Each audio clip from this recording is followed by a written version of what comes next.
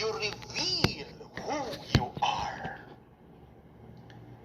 And who is the judgmental person? That is the question. Sino ang mapaghusgang tao? Yan ang taong mainggitin. Yan ang taong hindi masaya sa kanyang buhay. Yan yung taong hindi kontento sa kanyang pamumuhay.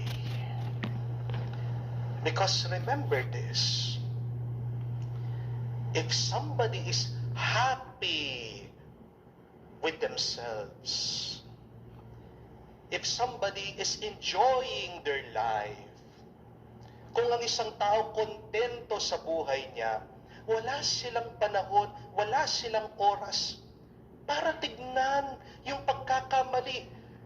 Wala silang oras para tignan yung kulang ng ibang tao. Wala silang panahon para tignan. Bakit merong taong napaka-judgmental?